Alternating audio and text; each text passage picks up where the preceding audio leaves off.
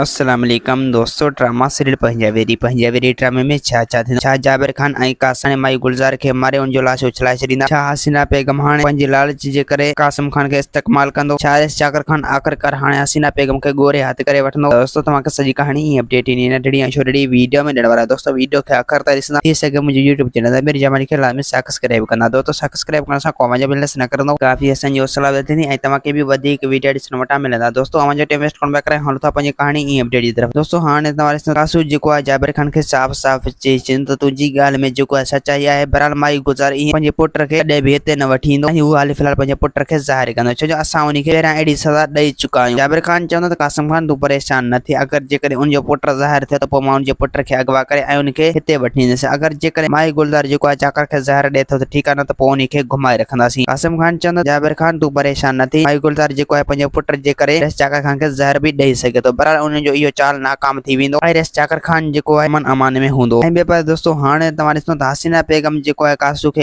ईअं त इस्तेमाल कंदो ऐं कासू खे साफ़ चई छॾींदो मूं वटि जेको आहे करोड़नि जी मिल्कियत आहे, मूं वटि करोड़नि में पैसा आहिनि अकाउंट में। अगरि जेकॾहिं तव्हां मुंहिंजी करे थोरी बि लापरवाही कई त पोइ तव्हां इहो सम्झी छॾिजो त इहे पैसा असां खां हमेशह हमेशह लाइ हलिया वेंदा। कासू चवंदो त हसीना बेगम तूं परेशान न थी, बसि तमामु जल्द मां तोसां शादी करे ऐं तोखे पंहिंजो कुंवार बणाईंदुसि। हसीना बेगम चवंदो त कासू इन ॻाल्हि जे करे तोखे पंहिंजो भाउ खे राज़ी करणो पवंदो। अगरि जेकर तो उन खे राज़ी न करे त पोइ हू असांजे विच में दुश्मन बणिजी वेंदो ऐं असांजे विच में दीवार बणिजी वेंदो। कासू चवंदो त हसीना बेगम तूं परेशान न थी, अगरि जेकॾहिं जाबिर खान असांजे शादी जे करे का न का मसइलो कंदो त पोइ असां हाली कोर्ट में शादी कंदासीं, उते निकाह करे ऐं तोखे वठी ईंदुसि। हसीना बेगम चवंदो त हा कासू तुंहिंजी इहा ॻाल्हि सही आहे। ऐं पर दोस्तों हाणे तव्हां ॾिसो जाकर खान जेको आहे दिलावर खे साफ़ चई छॾियो तोखे हाणे सुख जो साह न आहे खणो। इन माई गुलजार ऐं हसीना बेगम खे तोखे कीअं बि करे हथ करणो पवंदो। मुंहिंजे अंदाज़ सां इहे जेके जाबिर खान वटनि ऐं जाबिर खान खे तूं गोरे हथ कर पोइ उनखे मूं वटि घेरे। दिलावर चवंदो त हा सोटर बसि तूं परेशान न थी। दोस्तों उम्मीद है कहानी पसंदि असांखे ॾींदा इजाज़त, वरी तव्हां सां मिलंदासीं के वीडियो में। ख़ुदा हाफ़िज़।